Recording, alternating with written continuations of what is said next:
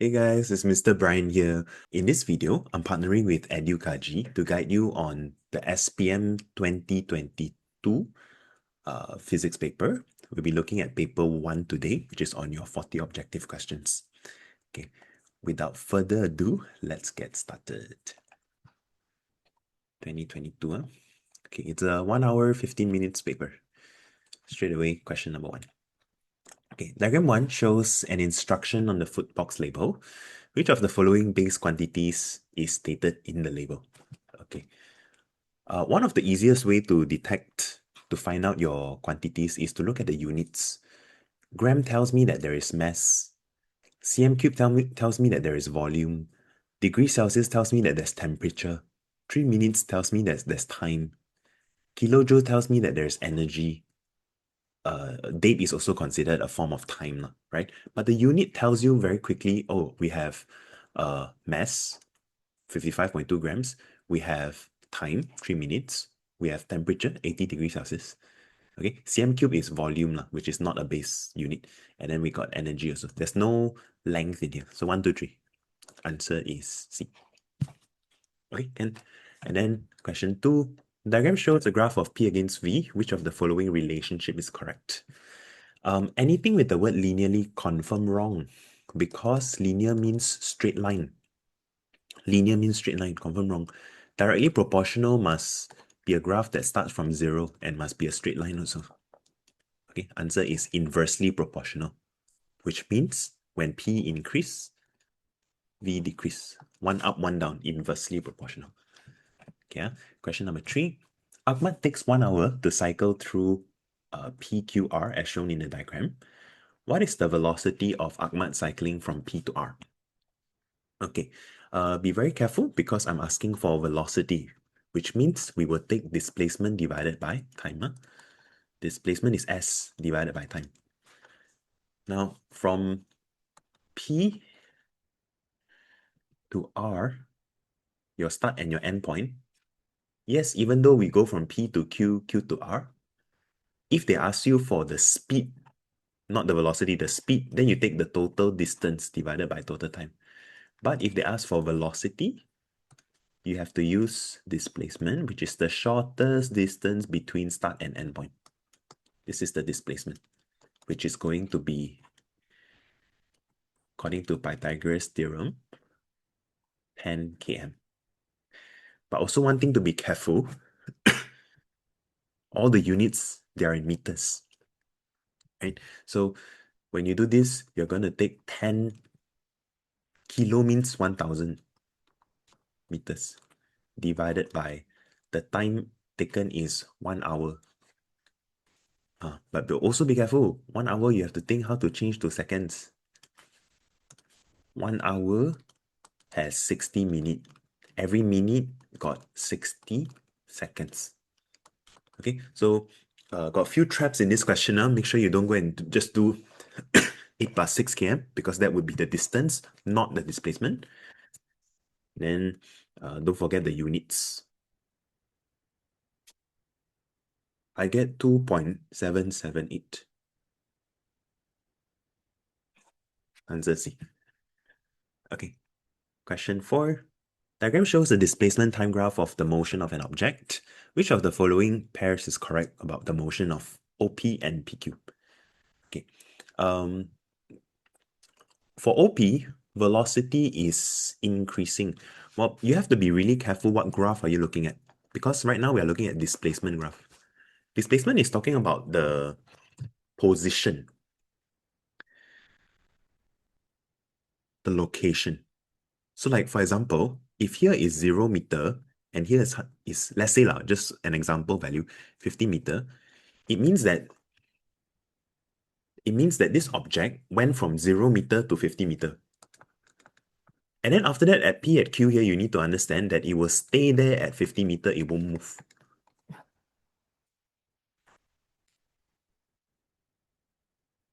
Let's say we have a ball. A ball go from here until here, and then it just stay there, it never move. Okay, so this is from point O to point P. By the time at point Q, it is still standing there, it never move. Okay, so we say at OP, the velocity increase, which is, it is wrong.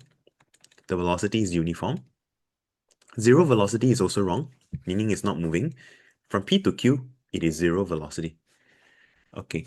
Yeah, I also noticed since they asked about displacement, sorry, no, not they ask about displacement, they give you displacement graph. And then all the answers are all about velocity. Meaning you can also think to find the velocity from a displacement graph, the velocity would just be the gradient.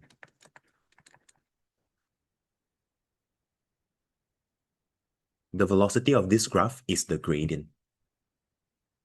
You just ask yourself, what is the gradient here? The gradient here is a fixed value. There's a gradient, there's a positive gradient going up, but it is a fixed value.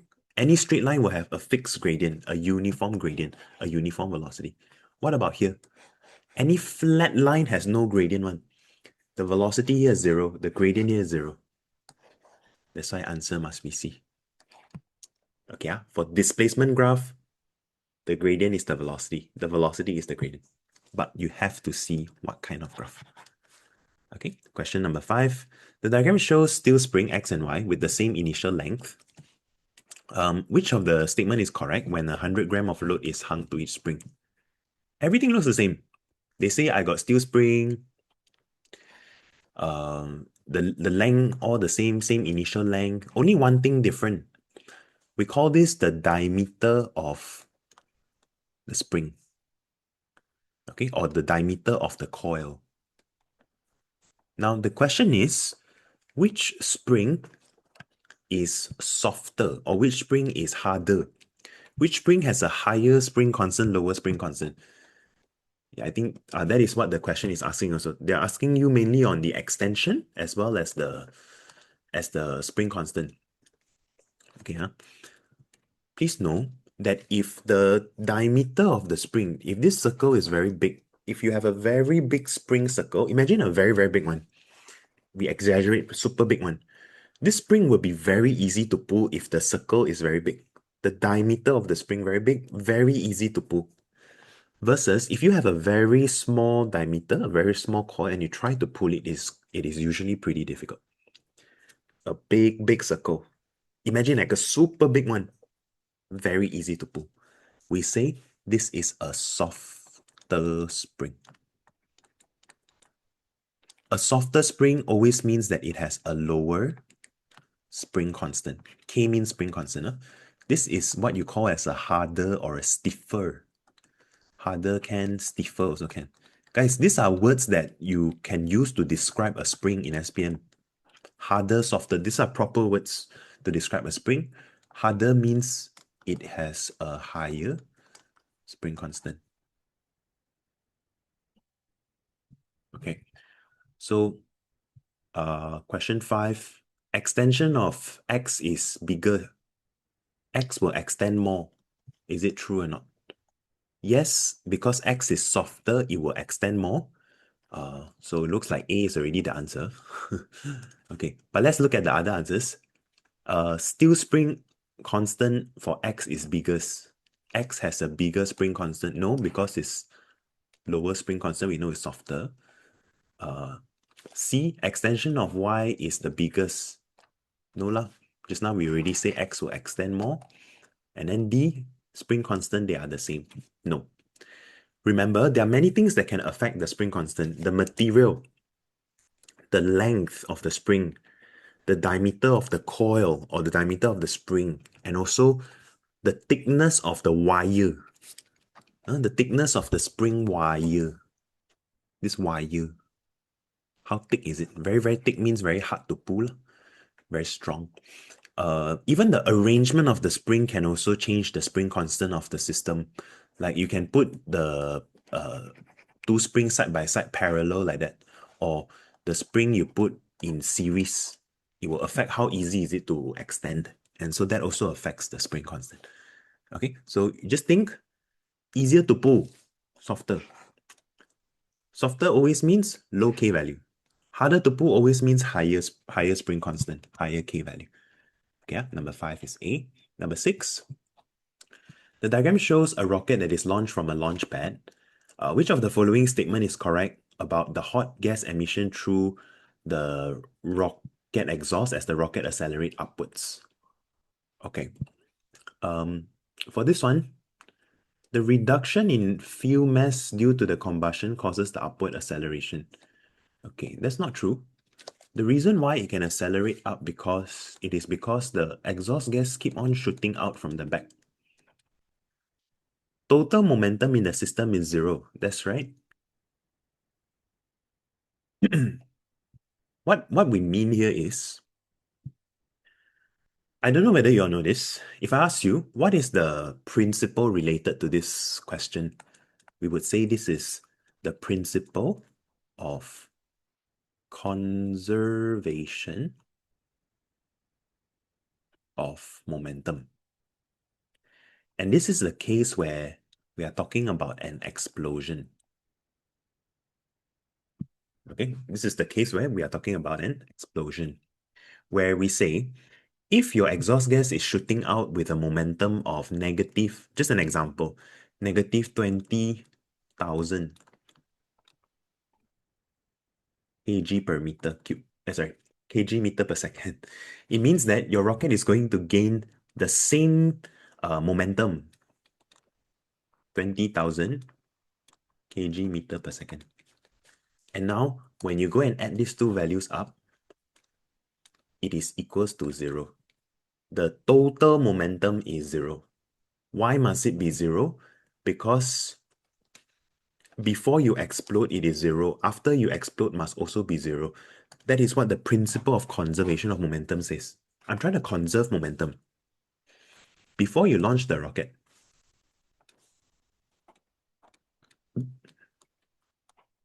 the rocket didn't move. The exhaust gas also haven't shoot out. At rest meaning there's no momentum. No speed, no velocity, no momentum. 0 momentum.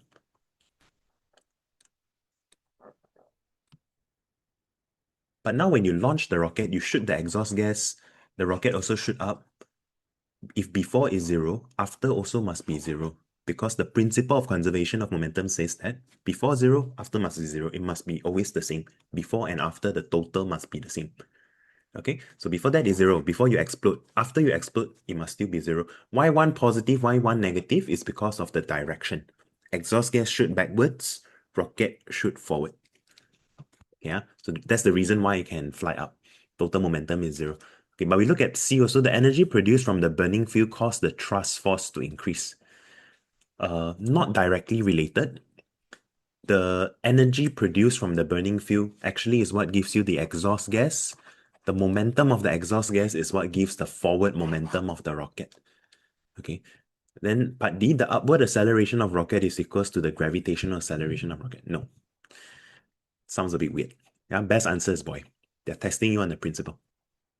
Okay, question 7. What is the change of momentum of the ball? Oh, sorry, I missed this part. The mass of the ball is 0.02 kg. Hits the wall and bounce in 3 seconds. Okay. Change in momentum. Huh? Guys, change in momentum has another name. If exam asks you what is the impulse, same meaning. Unfortunately, you cannot find the formula for impulse, but change of momentum, you just take the mv minus the mu. Okay, they won't give you impulse.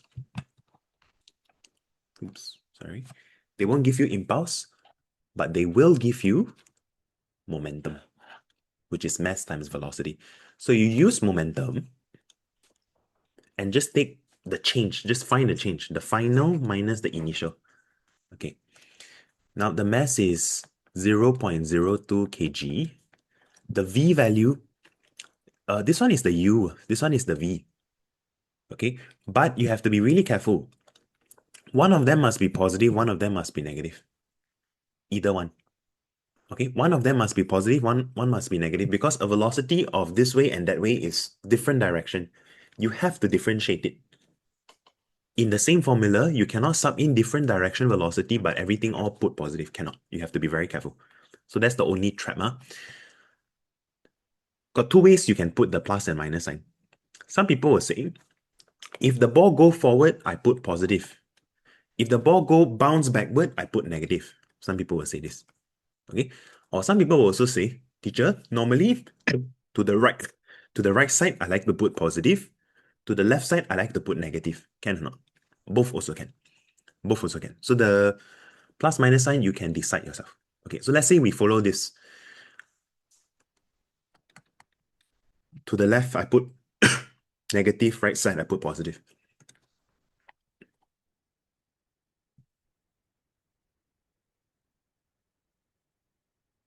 Okay, the positive you never write there also is fine.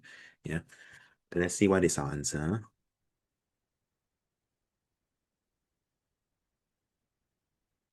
I get 0.3 kg meter per second. Okay, by the way, the 3 seconds here is just to confuse you. They just want to see, because sometimes some people will go and mix up, they go and do impulsive force instead, which is equals to mv minus mu over t. So read carefully. Okay, if got over t, that means they will add in front, they will add rate of change of momentum. But now they didn't ask. They just asked for a change in momentum only. Okay, be careful. The unit will remind you. You're multiplying the kg with the meter per second. There shouldn't be time at the bottom anymore. Okay, the answer is donkey. If let's say just now you terbalik the plus and minus sign, the final answer you're going to get is negative 0.3. Okay, negative. So depending on your, this question didn't say which direction is which. Depending on how you define the plus and minus sign also can. Okay, you can stick to right side positive, left side negative. Okay, question 8. A stationary aeroplane on a runway is ready to take off. The aeroplane takes off when the velocity reaches 100 meter per second at an acceleration of 4 meter per second squared. What is the displacement of the aeroplane before it takes off? Okay, so we are looking for the S value displacement. Okay, the acceleration is 4. This is the final velocity actually. The initial velocity is 0. Okay, the initial velocity is 0. So it will go from 0 to 100 while it accelerates at 4 meter per second. Question asks you for S. This is what I call the SUVAT question. Yeah, SUVAT question, where you can list out S, U, V, A, T. This is how I teach my students. Right? By looking for S, you put question mark. At first, the aeroplane not moving. And then after that, the aeroplane will have a velocity of 100. But the acceleration is 4. In this SUVAT, SUVAT, I'm not using the letter T. We do not have time. I don't want to find the time. I don't have the time. Okay, don't say, teacher, I also don't have the S what? Cannot, you must include the S. Because you want to find the S. Yeah, because you want to find the S, please include it also. But there's always going to be one symbol you don't have, you don't want, which is T. You go to the formula sheet, you go and find something that don't have T lah. This one got T, I don't have, I cannot use. This one got T, I don't have, cannot use. This one got T, don't have, cannot use. So it is this formula. P squared equals to U squared plus 2AS. So how to choose the correct formula? You figure out who do you don't have. Don't have T, then you don't choose the T. And you sub everything in. 2AS. A is 4. I want to find S. Okay. 100 squared will become 10,000. 0 is just 0. 2 times 4 times S, that will be 8S. Okay, you divide by 8. S is equals to 10,000 divided by 8. 1250 meter. Okay, answer is boy. Okay, question 9. A satellite orbiting the Earth to capture images of the surface of the Earth.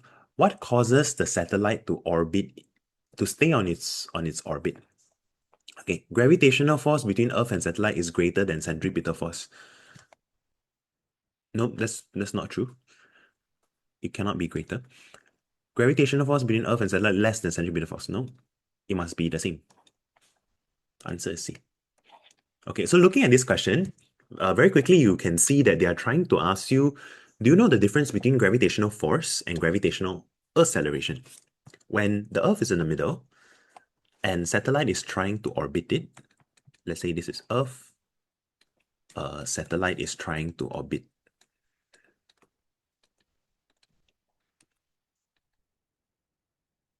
Guys, if I ask you, can you go and draw the centripetal force for me? This is how we do it. It is the force pulling the satellite always to the center. Okay, that's why the satellite, even if it keeps moving with a certain linear speed, it can never fly off. It will always stay in orbit because there is always a very strong force pulling it to the center. We call that a centripetal force.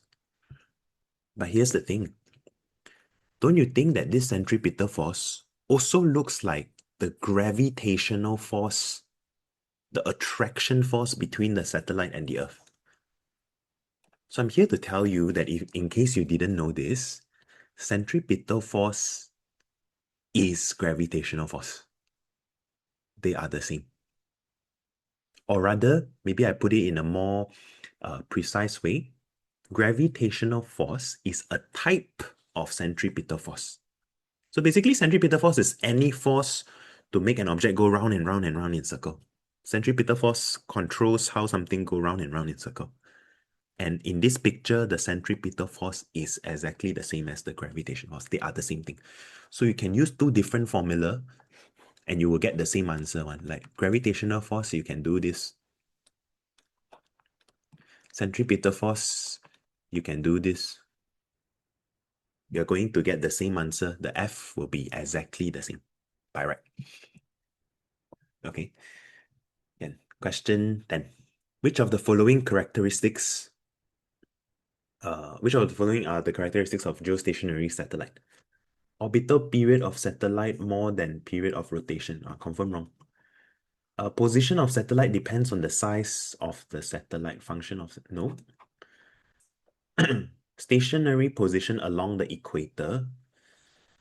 It will be around the equator, yes, but it will not be a stationary position. Instead, you should say it is always above the same geographical location. It's not stationary. You don't say the satellite never move, always stay there, never move. Instead, you want to say that it is always on top of Kuala Lumpur, for example. The Earth is rotating. Satellite always follow right on top of the satellite. Sorry, satellite is always following right on top of Kuala Lumpur. As the Earth is rotating, satellite will always move. It won't just stay stationary. Earth rotate, satellite will not stay there. It will follow. Okay, so that's why C is wrong. D is correct. Orbital period, same as orbit period of rotation of Earth, which is 24 hours. I always say don't mix up orbit and rotate. Earth is rotating 24 hours one time. Satellite is orbiting the Earth while Earth is rotating. Okay, can. By the way, the position of the satellite, like how high do you need your satellite to be, does not depend on the size or function. It depends on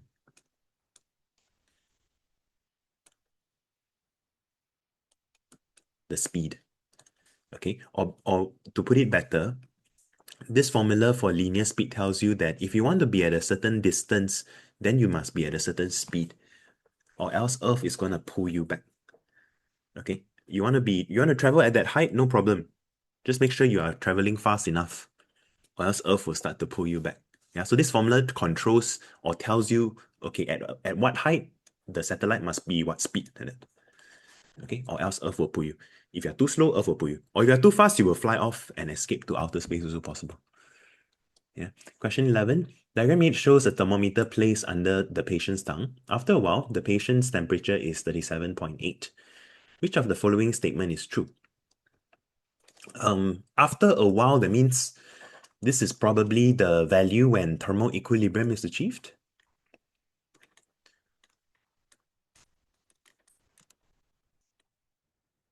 yeah, where we say, okay, let's see which one is true. Total heat transfer between patient and thermometer is the same. Total heat transfer is the same. Not really. So this one a bit not very good, this statement, but let's look at the others. Net heat transfer between patient and thermometer is 0, which is true. At that point, the net, meaning the total. That means from the tongue to the thermometer, thermometer to the tongue, the value is maybe the same, maybe 20 joules, 20 joules. But the net is 0.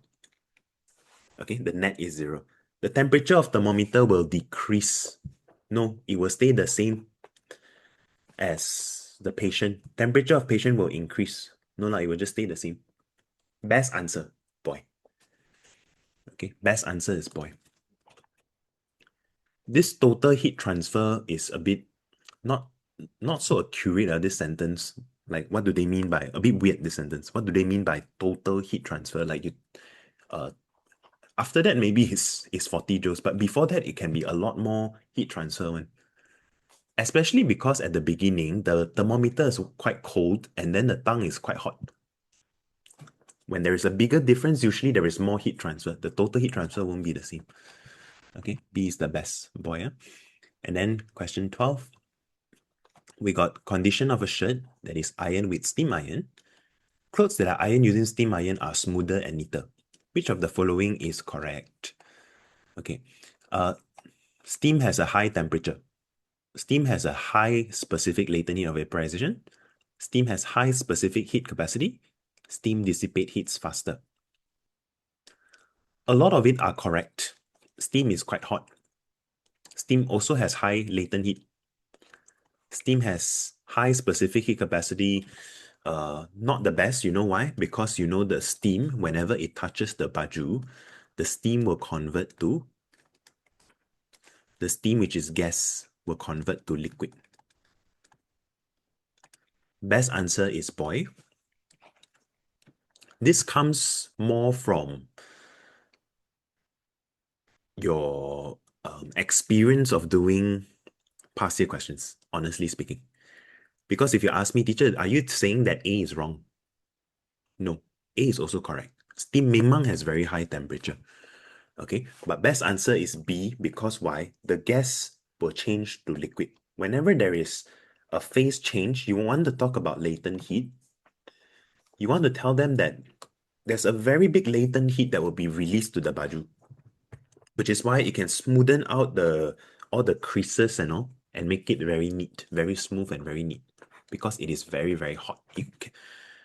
Not just high temperature, high latent heat, meaning it can release a lot of heat. Not just the fact that the steam is very hot, but it will also release a lot of heat to the baju.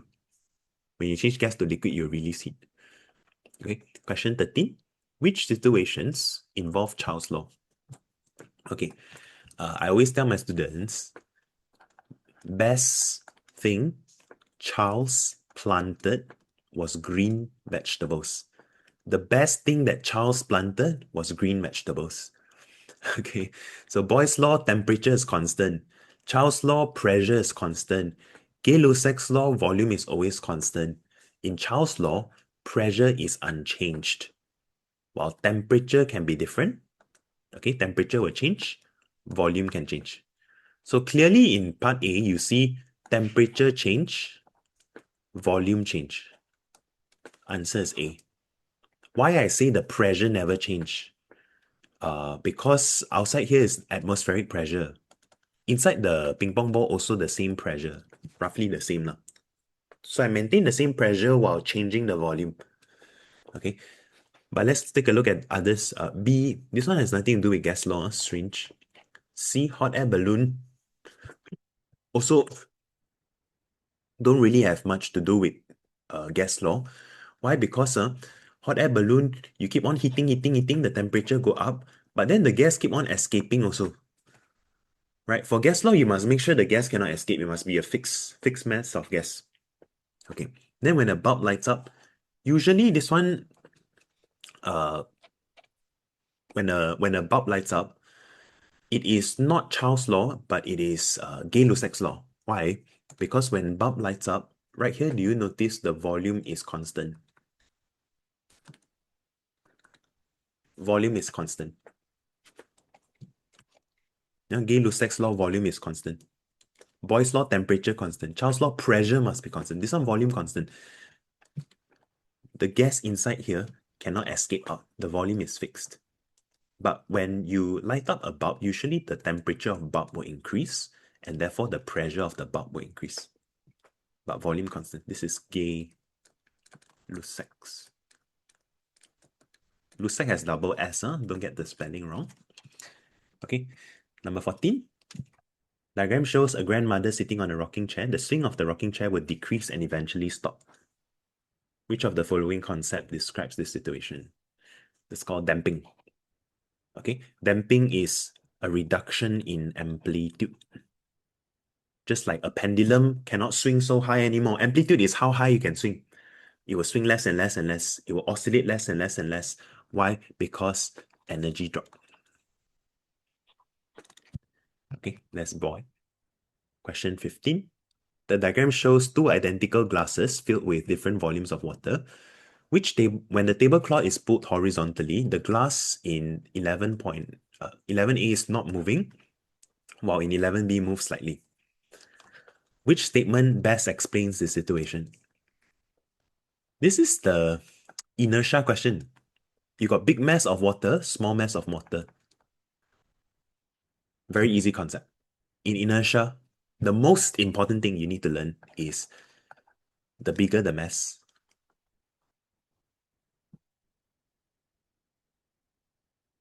the bigger the inertia. They say 11.A looks like never move. Why? Because a big inertia means more difficult to move. It can also be more difficult to stop. Let's say the object is moving, it's very hard to stop. Let's say a lorry has big inertia. Means what? Very hard to stop the lorry. Yeah, that's what big inertia means. Huh? Okay, when the mass of water decrease, inertia increase. Wrong lah, cannot be one up, one down. Mass of water increase, inertia increase. Answer should be boy. And then for C, when the mass of water increase, inertia decrease. Or it cannot be one up, one down. Definitely wrong. Mass decrease, force decrease. Not really related to this question. Okay, answer is boy. 16. Diagram shows two bungalows which are made from the same material. Which of the following statement is correct? Okay, I remember looking at this question and thought like, okay, this question is a bit weird. Yeah, they just gave like two pictures, same material and all. Okay, the height of the houses affects the temperature. Looks like in this picture, they're talking about the height of the houses. That's the only difference I can see. Temperature is affected by intensity of sunlight. That's wrong, because both of them receive the same amount of sunlight. Intensity of light can be affected by the width of the house. That's wrong, because the width of the house is the same. The width of the house affects the temperature. That's wrong. The width of the house is the same.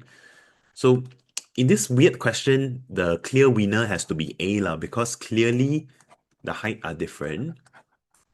But I think what they want to say here is, if you have a taller house, then you will have better airflow.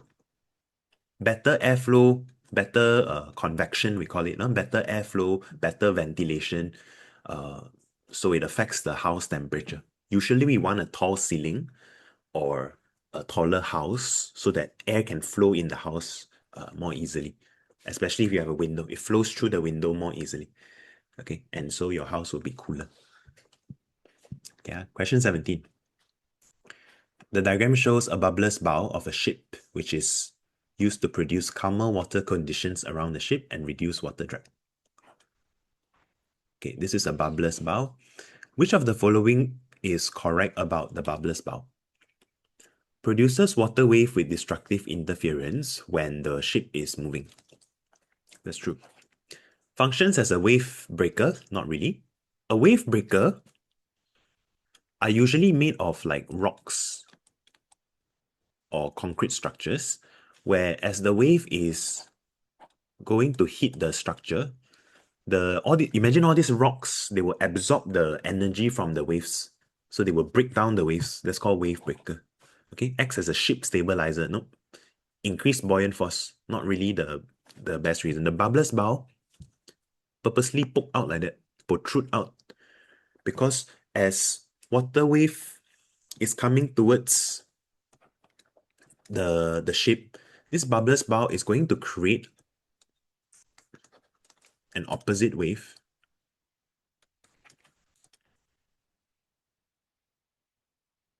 that will try to destroy, that will try to have destructive interference to cancel out the wave so that the water around the ship will be much calmer. When it's very calm, that means there is going to be less water resistance, water drag. That is how you reduce water drag. Okay, this less, you want destructive interference. Okay, now, question 18. Diagram 14 shows water bottle lamp used during camping. Okay, so there's a light inside, and then the water bottle is just made using a water bottle. Which of the following is correct about the light rays that are refracted by the water in the water bottle? Oh, I get it. Sorry. You have your handphone, and then your handphone will have light. So the light will shine, and then the light will refract out from the water. Okay. The speed will change during refraction. That's true. Frequency will change. No. Direction will change. Yes. Because refraction always will bend the light. Yeah. Speed, you all know, confirm will change, because when light pass through different medium, denser, less dense medium, it will all change. Okay. Wavelength also will change. That's true. But remember, frequency don't change. Frequency only will change when the source changes, or when the wave changes. For example, if at first I use red color light, then I use green color light. Okay, these two, they have different frequency. The source is different. The type of wave is different. I use two different lights, two different waves. These two, they will have different frequency. But if it's just the same light that goes into the water, goes through the water bottle, it is the same light, then they will all have that same frequency. Frequency won't change. Okay, why wavelength will change? Because in this formula of V equals to F lambda, I always like to divide the F come down. You must remember when the speed change, the wavelength also will be affected. But the F won't change in this case. So answer is 1, 3, and 4. Donkey. Okay, 1, 3, and 4. Question 19. The diagram shows a light ray propagate out from the perspex block. What is the critical angle of the perspex? Ooh, this is a good question.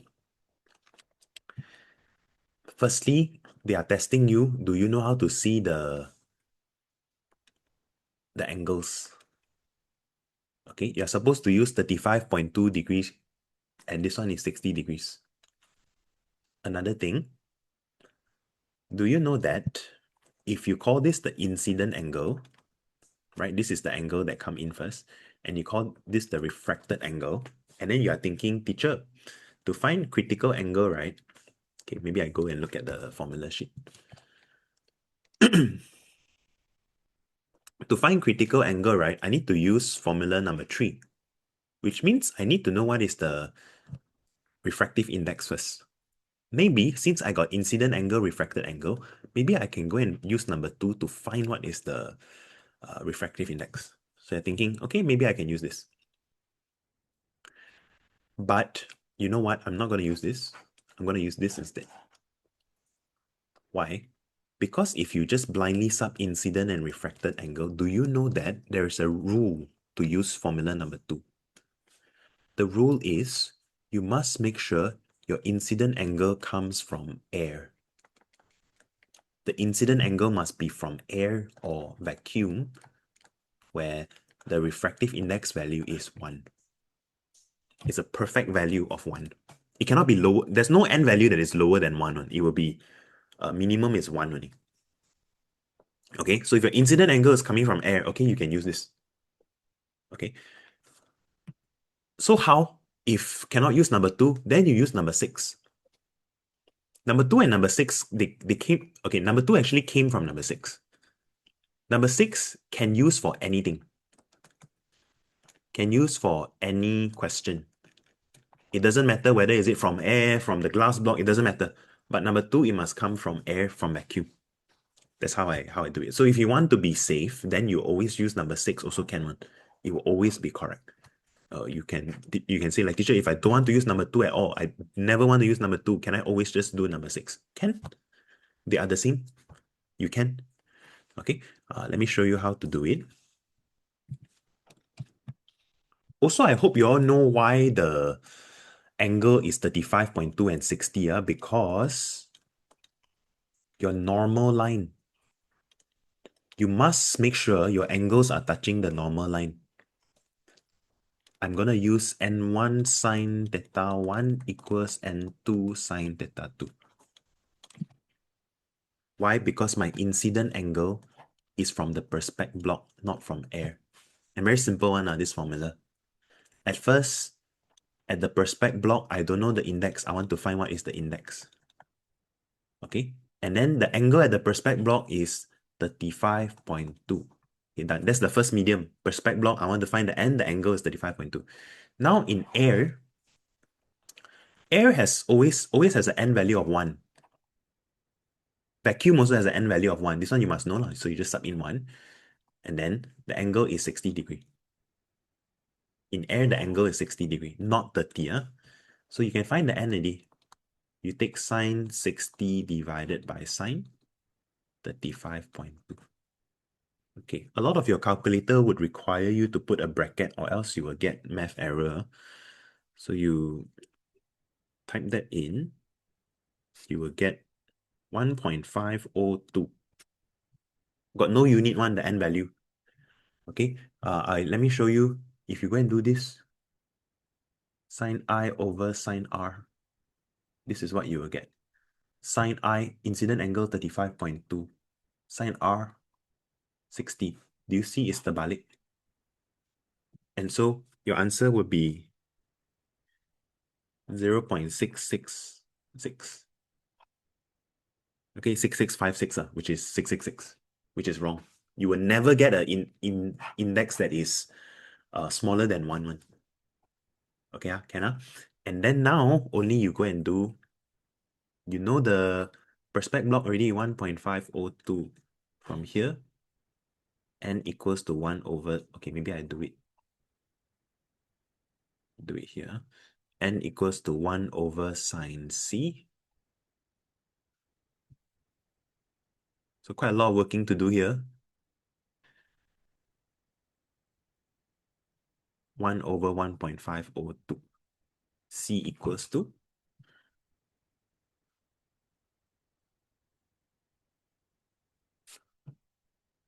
41.742 degrees. 41.73 now. Okay. Yeah, 73. There's a reason why it's slightly off the decimal point, because maybe here I round off here too much. If you write more decimal place, then you are gonna get 41.73. Okay, but in paper 2 is fine. You can just use this value, no problem. Okay, quite a good one, this question. Question 20. The diagram shows arrangement of apparatus for experiment of image formation by convex lens. Which changes of variable causes the increase in image size? Which one can help you to increase size of image? The lens diameter. The lens diameter will not help you to increase the image size. It will only make the image become brighter.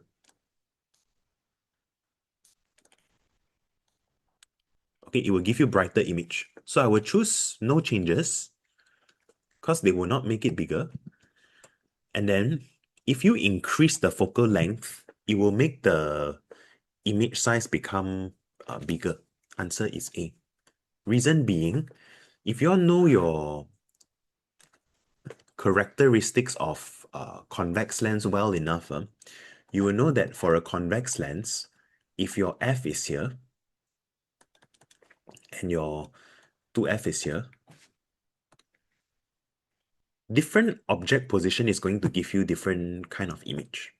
If you put your object at infinity, further than 2f, at 2f, inside of, between f and 2f, on top of f, inside of f here, you're going to get, normally my students, some of them, they will memorize rid, ris, rim, vum, vum, which represents real inverted diminished, real inverted same size, real inverted magnified, virtual upright magnified.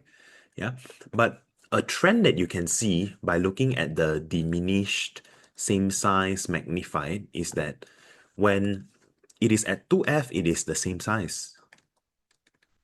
When it's further than 2f, it is all diminished. When it's closer to closer than inside of 2f, it will all be magnified. It will get bigger and bigger. So how come when you make your f greater, the image will be bigger? Because if your f is now quite far, let's say your f is here. Remember, everything inside of the f is magnified. Inside of 2f is all magnified. If you move the f further, you move the 2f all further, you move the f here, you move the 2f very far, everything inside here will all be magnified already. Anything shorter than 2f, anything inside of 2f will be magnified. So you move your f further. You move your 2f further. Everything here will all be magnified. Then here same size. Here all diminished. You get the idea? So pushing it further means that a lot of your images will now be not diminished anymore. It will all be magnified, magnified, magnified. It will be bigger and bigger and bigger and bigger. Okay, so we say that if you got a long focal length and a shorter object distance, if your object all inside the f, it is going to give you a bigger image. Okay, quite a K-bar one, this one, actually. Question 21. The diagram shows the aeroplane is flying in air. Which of the following statement produces zero acceleration? You know, SPM love to, instead of writing zero acceleration, they like to say constant velocity. Constant velocity, same speed. Same speed meaning zero acceleration. When it's zero acceleration, according to F equals to ma, your acceleration zero means your force also must be zero. Your net force, your resultant force must be zero. That means D and T must be equal, L and W must be equal. The aeroplane is not flying any higher or any lower, they are same height. And also, the forward and backward force the same. Please don't think, teacher, if they are the same, the aeroplane will just fall down, right? No. The aeroplane is still moving forward, but at constant at constant velocity because the forward and backward force the same. Okay, don't think forward, backward force the same, then must be at rest. It can also be constant velocity. Okay, so you just pick the one D and T equal, L and W equal.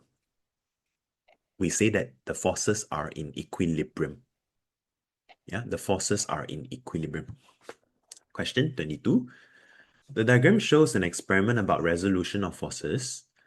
Resolution meaning you try to split the force into the components. Yeah. Which of the variables need to be added to increase the reading of both spring balance? I'm expecting if you pull this too harder, then it will increase the reading. So the easiest one would be mass of load, right? If you pull harder, then of course the spring balance reading will increase, right? That is like the easiest answer. 22 is just C. Okay, 23. Which of the following obey Hooke's law? Hooke's law is referring to the formula of F equals to Kx, where if I apply a certain amount of force, it's going to give me a certain amount of extension. They are directly proportional. The only one related to elasticity, Hooke's law is about elasticity, is A lah. Right? Because this rubber band is elastic.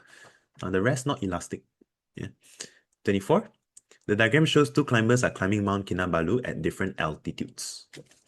Altitude means height. Compare the atmospheric pressure at P and Q. Okay. Atmospheric pressure at P is higher. No lah, the higher you are, the lower the atmospheric pressure. Nearer to the ground, you have higher atmospheric pressure. Because the higher you are, the lower the weaker the gravity.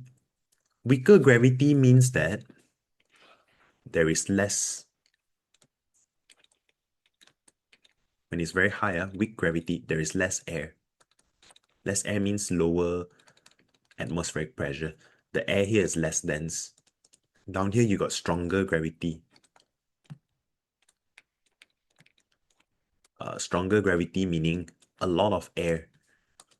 That's why on the ground level, you have a lot of air, very dense air. Yeah, atmospheric pressure at P is lower. That's the answer, boy. Okay, atmospheric pressure. Yeah, no, B is the best. Okay, B is the best answer, 24. Question 25. The diagram shows a hydraulic system. Calculate the force acting on piston Y to lift the load of 100 Newton. Okay. Tricky part is the conversion. You have to be careful. You either change both to meter squared or both to cm squared. Okay. But according to Pascal's principle,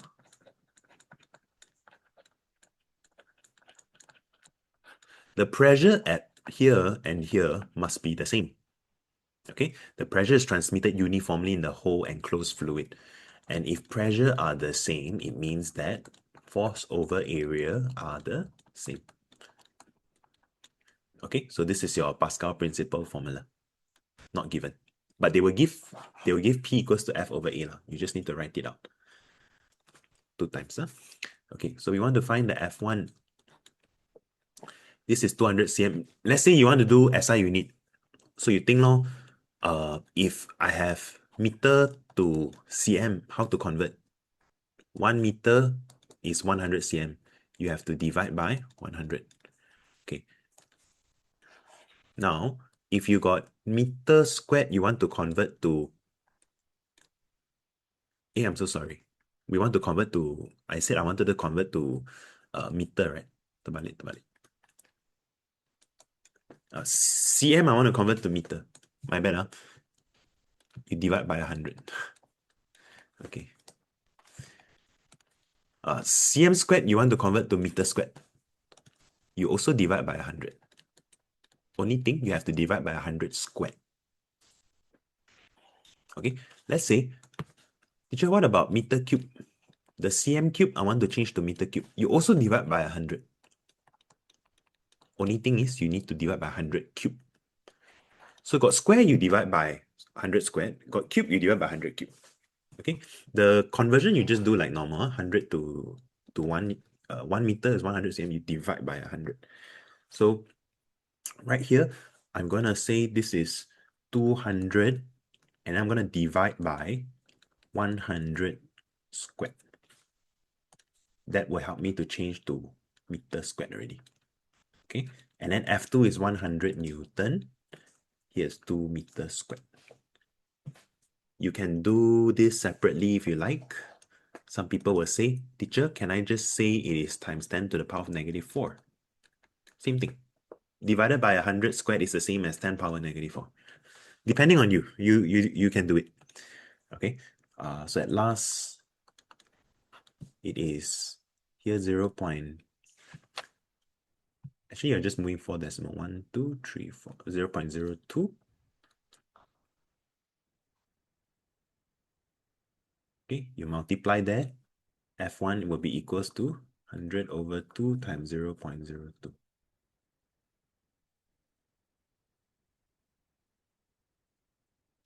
Answer is 1 Newton. Unfortunately, there's no answer. There's no answer. So there's an error in this question. Yeah, there's an error in this question. But if you ask me, if I die want to choose one answer, which one will I choose? I will choose A. Okay, I will choose A. Why? Because here already 100 Newton. This one must be anything less than 100, agree or not? Because if your surface area is smaller, by right, the force also will be smaller. Surface area bigger, by right, the force also will be bigger. Okay, so unfortunately, there's an error in this question. The correct answer is 1 Newton.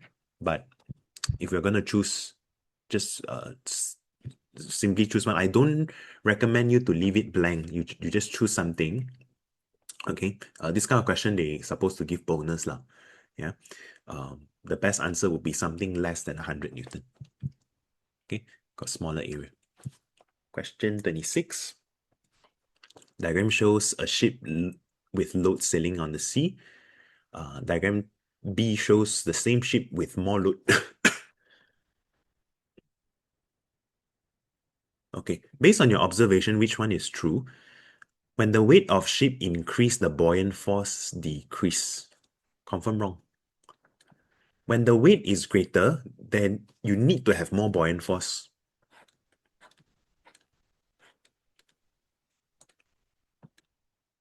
Because according to the idea of forces in equilibrium, the weight of your ship must always balance with the buoyant force, must be equal, or else the ship will start to fly up or it will sink down. So they must always be equal, or else it will sink. Yeah, or else it cannot float. Volume of ship increase means the weight of water displaced will decrease. No, sounds a bit weird. Sounds a bit weird. I want to use based on my observation. When the weight of ship increase, weight of water displaced increase. That is true. Answer is C. If your ship is heavier, then you will sink deeper. The volume of water you displace, which is the amount of water right here, will be more. Okay, maybe I show you.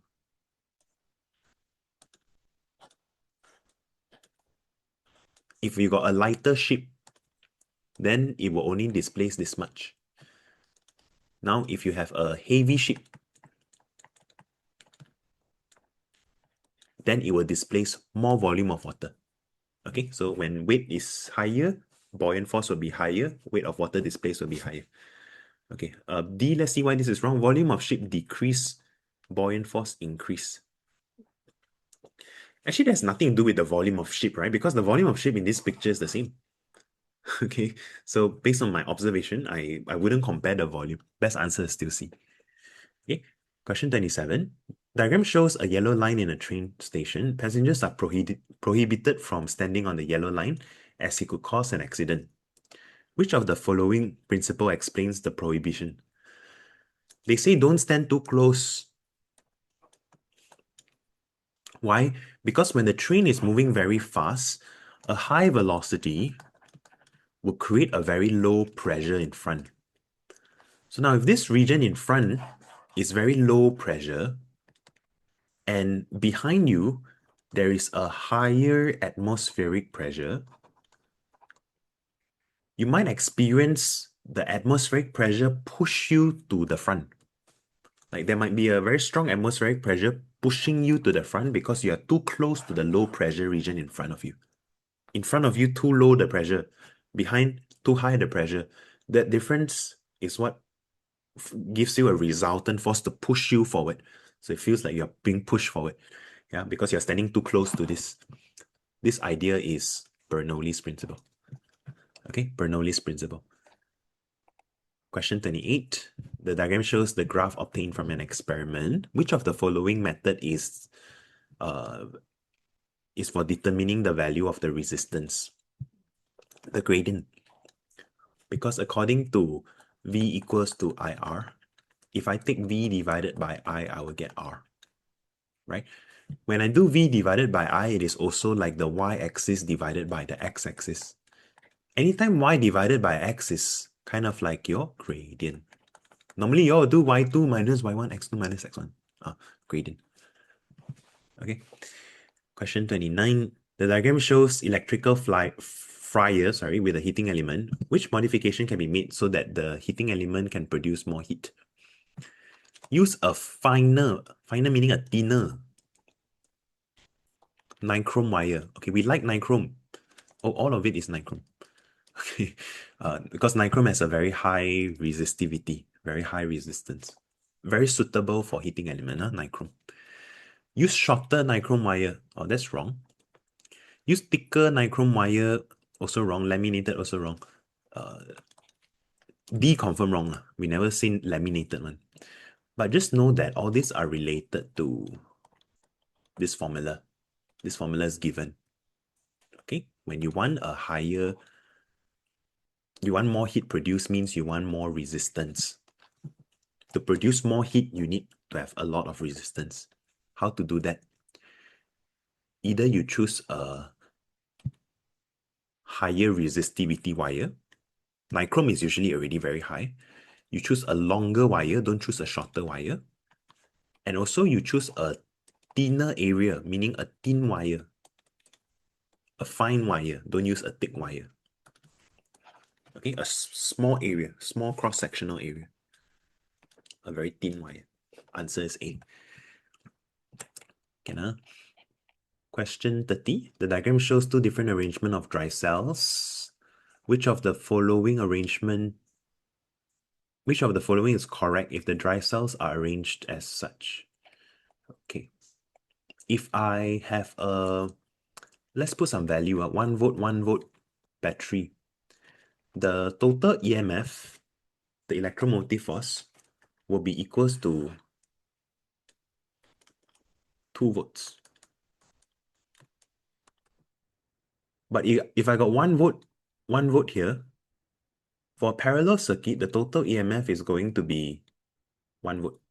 Why? Because in a parallel circuit, voltage is always the same. Like here, the branch is 1 volt, here 1 volt. The total you get out of it is still 1 volt. But this one, if you put side by side, the total you get out of it is going to be 2 volts. Okay, because in a series circuit, voltage will add up in a battery. Okay, so e.m.f, when you go from A to B like that, the e.m.f will decrease.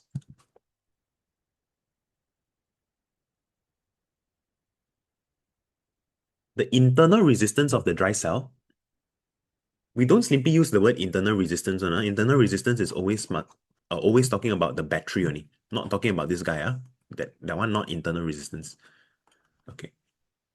This one is big letter R. Internal resistance is small letter R of the battery. If you arrange your batteries in parallel, the resistance is always going to fall down. It's always going to decrease. Why? Because the formula looks like this. At first, every battery has an internal resistance of R. In a series circuit, you add up your resistance. This is the formula. You total it up. It will become 2R. But in a parallel circuit, your total R is going to be, this one is R, this one is R. Let's call the total R as the effective resistance. Effective resistance means total resistance. We like to say effective. Effective means the total. It's like this. Then you add up, it becomes 2 over R. Then when you terbalik both sides, your effective resistance, your total resistance become R over 2. One is double, one is half. The resistance decreases. That's why answer is donkey. Okay? The e.m.f also decrease, the resistance also decrease. Okay, question 31. The diagram shows a iron steam that has a specification of 240 volts, 1500 watts. Which of the following statement is true? We call this the power rating. Power rating. This is the value that you use always. And this is the, I'm so sorry. This is the value that you supply always, the voltage. And this is always the value that you use. But we will never ever say 1500 watts. We will always say 1500 joules per second. You use a certain amount of joules of energy. we will never say 1,500 watts of power. We will always convert it to energy. Joules per second is the same as watts. Okay, so they say you use 240 joules of electrical energy in 1 second. Okay, sounds correct. I use this much of electrical energy when connected to 240 watt power supply. Oh, this is even more complete. Let's see. Use. Oh, sorry. I just noticed this one is wrong. It's not 240 joules. And then use 1,500 joules of electrical energy every 1 second. Is correct, but half of the sentence is missing. So B is the best so far. I use 1,500 joules of electrical energy every 1 second. Oh, this is even better. When connected to 240 watt power supply. So a lot of the sentence here sounds correct, but the most complete one is donkey. Okay, you must know to pick the best. Yeah, for boy, the 1 second is missing. When you supply 240 volts, the iron will use 1,500 joules of energy in 1 second. Okay, question 32. Which of the following statement produces a catapult field? Catapult field comes from the word, comes from the interaction of magnetic field. There's two magnetic field. So by the way, catapult field is what produces a motor, a DC motor. Okay, so we have FBI, right? Please know that for a motor, for a catapult field, this is what you are doing. You have a magnet, you have a current carrying conductor, and then you will produce a force. Why do you produce a force? Because magnet got magnetic field. The current carrying conductor, meaning a conductor is a wire lah, normally. This piece of wire that carry current, any wire that got current also will have magnetic field. So magnet got magnetic field. The wire also got magnetic field. These two magnetic field, they will interact with each other to produce a resultant magnetic field. Catapult field means the resultant magnetic field, the result. I take two magnetic field, interact with each other, I get a result. The result is called catapult field. The catapult field, the result is what produces the force, which is what helps to spin a motor. Like for example, to spin a fan. Why the fan can spin? Because got motor. It's using this concept. Okay, so we take a look at one by one. The interaction between current carrying conductor with permanent magnet. Sounds okay, but I feel like it should be interaction of magnetic field. Interaction between magnetic field from two permanent magnets. No, one magnet, one current carrying conductor. Interaction between magnetic field from two current carrying conductor, also wrong. Interaction between magnetic field from a current carrying conductor and magnetic field from a permanent magnet. Donkey. Okay, answers donkey. This one asking you, do you know the meaning of catapult field? Yeah. Okay, then question 33. The diagram shows a bar magnet is dropped into a coil. Which of the following steps will produce a larger deflection of galvanometer indicator? Okay, this one is talking about how you produce some current. A different concept already. Just now is F equals to B plus I. Now this one is F plus B equals to I. When you move, you have some force. And then your magnet got magnetic field, got B and got F and B. Then it will produce some induced current in the coil. You see, this coil don't even have a battery. But when a magnet passes through, it will suddenly move the galvanometer pointer. Okay, which of the following steps will produce larger deflection? Increase the distance between bar magnet and the coil. When they are further and you drop down, it will increase the speed, increase the cutting of magnetic flux, therefore increase the current. I think A is a good answer. Replace the magnet bar with a soft iron core. No. An iron core doesn't have magnetic field one. You need to put the iron core near to a magnet, then the iron core can help you to magnetize The iron core can magnetize when it's near to a magnet, but iron core itself don't have magnetic field. C, reduce the number of turns of coil, confirm wrong. You reduce it, then there will be less cutting of flux. You want to cut more flux. Your magnet has a lot of magnetic lines, magnetic flux. You must cut through the wire. Faraday law said if you cut more flux, you get more e.m.f, you get more current. Reduce diameter of the coil. You know what, guys? I feel donkey also correct. I think there's two answers in this question. Reduce diameter of the coil means this diameter is narrower so that when the magnet passes through, because the coil is nearer to the magnet, so the cutting of flux is more effective, and so there is more current. When you put the coil closer to the magnet, it will cut better. Okay, but why maybe the mark scheme would prefer A as the answers, because in this picture, but I feel donkey is correct also. In this picture, the magnet already look very big lah. So if you decrease the diameter further, maybe the magnet cannot pass through or what. Yeah. So they say best answer supposed to be A. Yeah, the marking scheme answers A. But I want you to know by right D should be correct also. Okay. If don't have A, then I will choose donkey. Okay. Question 34. Which of the following statement is the correct method to reduce energy loss in a transformer? To solve energy loss problem, my problem is my coil got a lot of resistance. How to solve? Use thin copper wire. Cannot use thin, must be thick. To solve eddy current, I must use a laminated iron core, not non-laminated. To solve hysteresis problem, I use a hard iron core. Wrong. I need to use soft iron core. To solve the problem of leakage of magnetic flux, we wrap the secondary coil on top of the primary coil. Correct. Okay.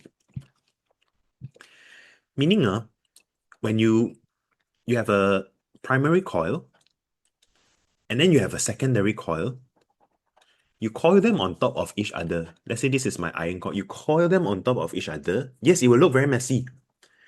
But then when you coil them on top of each other, the moment your primary coil produces some magnetic field, the secondary coil will also immediately experience the change of magnetic field. So there's very little leakage. There's very little wastage of magnetic flux. Unlike the case where in a traditional transformer where you split them up like this, there's a lot of wastage of the magnetic flux, a lot of leakage. Why? Because you produce so much magnetic flux here, but some of the magnetic flux are wasted. Like they're not used. Somehow you have to bring the magnetic flux over to the other side. Then only you link the magnetic flux inside the coil here, or you cut the magnetic flux inside the secondary coil here. Then only you are going to get an output voltage. So there's a lot of leakage in the process. There's a lot of wastage in the process, a waste of energy. When you coil like that, it will look messy, but it won't really waste that much of magnetic flux. Less leakage, we call it. Okay. Question 35. The diagram shows the diode input signal when connected to a circuit. Which wave is the correct on the CRO screen? Okay. When you got one diode only, it means it is a half-wave rectification.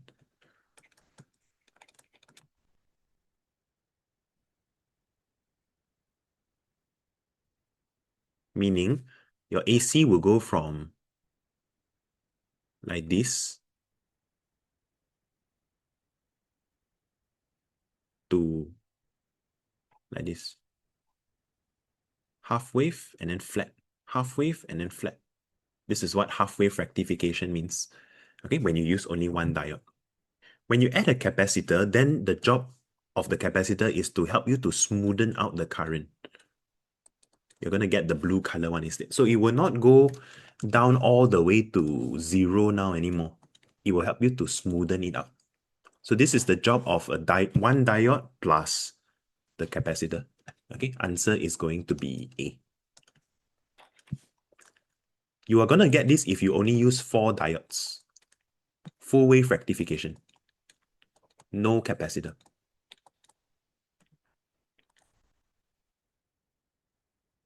Okay. This one, 1 diode only. No capacitor. Then it will look like that. This one is 1 diode plus 1 capacitor. Answer is A. Okay.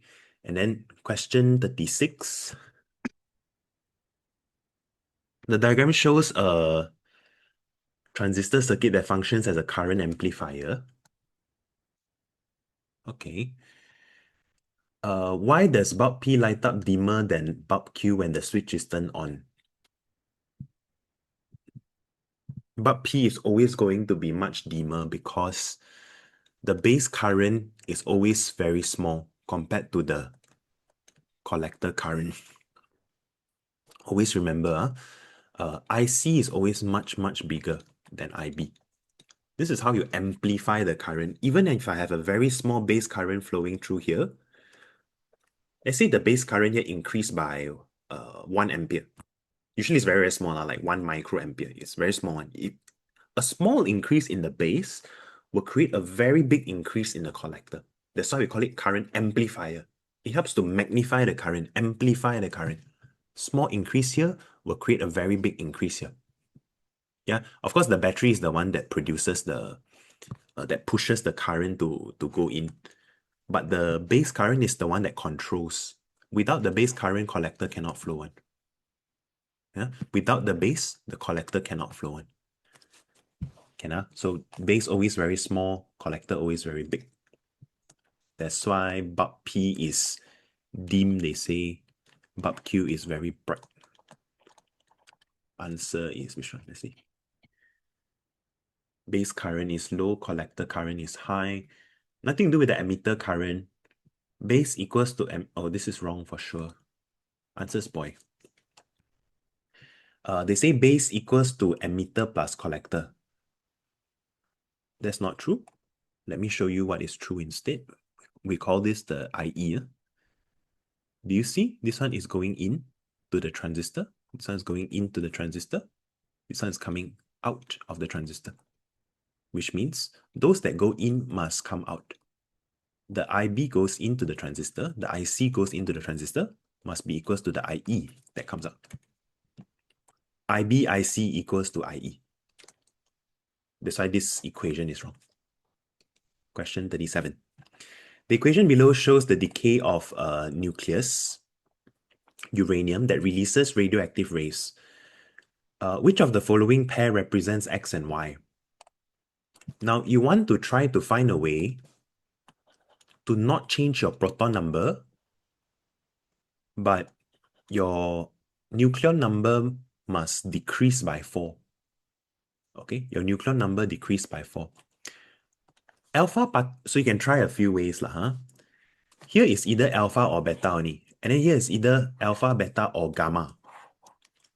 Alpha means that it is a helium-42 nucleus. Beta means it is a fast-moving electron. And gamma is just an electromagnetic wave. It's just an energy. Okay, it's just energy. Doesn't represent anything. So gamma ray doesn't affect your proton number. It doesn't affect your nucleon number. Okay, so let's double check. I think we should try one by one the options, or else a bit difficult. Let's say I put here helium-42, and then here I put 0, -1e. Okay, yeah. Option A, we try and see. Let's see if the equation is balanced. 238 is equals to 234 plus 4. Oh, that's true.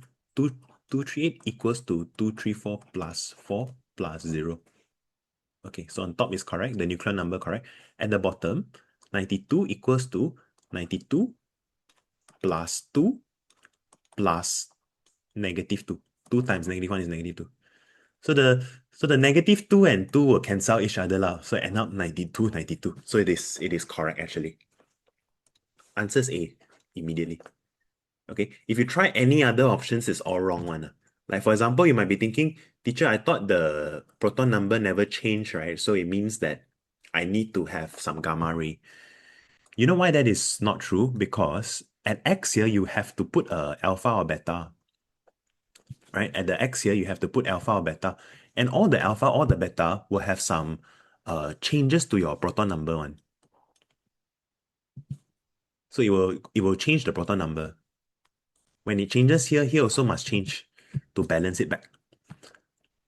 You get what I mean? So it will not be gamma. La. So you try one by one, this one, A, B, C, D, so happen A is already the correct answer. Okay, I show you one example, for example, B. Let's see why B is wrong. Okay, if I put X as beta, which is 0, -1e, and alpha here, helium-4, 2, you see the equation won't balance. 238 equals to 234 plus 2 times 4 is 8. 8 plus 234 is equals to 242. 242 is not the same as 238. And they must be equal, but they are not. At the bottom also the same. 92 plus -1 is 91. 91 plus 2 times 2 is 4. Become 95. 95 is not the same as 92. Okay, so that's why B is also wrong. You can try C and D, all wrong one. Yeah, we are lucky lah. A is already the answer. Okay, question 38. Which of the following represents the equation? This is not a chain reaction. A chain reaction, you will see the neutron keep on bombarding other uranium. This is called a nuclear fission. Fission means you will see a heavy nucleus like uranium split up into lighter nuclei and release some neutrons with some energy. It will split. Fusion is it will combine, it will fuse together. Okay, a decay. Normally there's only one thing. Like for example, you don't need a decay. Don't need this. A decay is a natural process. You just let the uranium stay there. It will decay on its own one. Decay normally it will emit some alpha, some beta, some gamma. That's decay. Fusion is to create the energy by splitting or fusion. Okay, question 39. The diagram shows photoelectrons production from photoelectric effects. Which of the following describes the photoelectron? Okay, the movement of electrons from a surface of metal. Yeah, it's true, but not so accurate, I feel. Emission of electrons from a heated metal surface. Confirm wrong. This one is not photoelectron. This is called thermionic emission, where you're using heat to give energy to the electrons and then they emit from the surface. Okay, see, the movement of electrons from reflection of light, that's not true. Emission of electrons from a metal surface when metal surface is illuminated by a light beam at a certain frequency. That's true. This is what we call photoelectric effect. Okay, donkey. We choose the best answer. Last question, number 40. The formula shows the equation of Einstein's photoelectric theory. Okay, which of the following statement describes the equation? W, work function, represents the maximum energy. There, people already say minimum, here put maximum. Yeah, W stands for work function. F is the frequency of energy. Frequency of energy is produced from the release of electrons. No, it's not the frequency of energy. F is okay. Actually, this question got a mistake. F is not threshold frequency. It's just frequency only. Yeah. Threshold frequency is supposed to be FO1. This one is not. This is just the frequency of the light. Yeah. It's not the frequency of the energy. It's the frequency of the photons, the lights. Half mv squared represents the kinetic energy released. That's true. By the electrons. HF is the total minimum energy released to release the electrons from the heated metal surface. That's not true. The minimum energy to release is called the work function, which is the HFO, not the HF. Okay, so Answer is C. The idea is, if you're not very good with this equation, is that imagine you have some photons that carry some energy. Let's say I give you an example.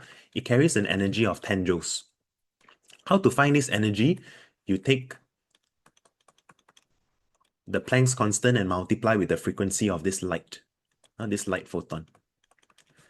And then you shine this light on the metal surface. When you shine the light on the metal surface, the electrons will shoot out. But you need a certain amount of energy to bring the electron come out from the metal surface. And maybe the amount of energy you need is 4 joules. Okay? When you need 4 joules to bring the electrons, emit the electron, so the electrons are inside the metal. When you shine a light at a correct frequency, the electrons will come out. They will stay on the surface. But then you got some extra energy because the total is 10.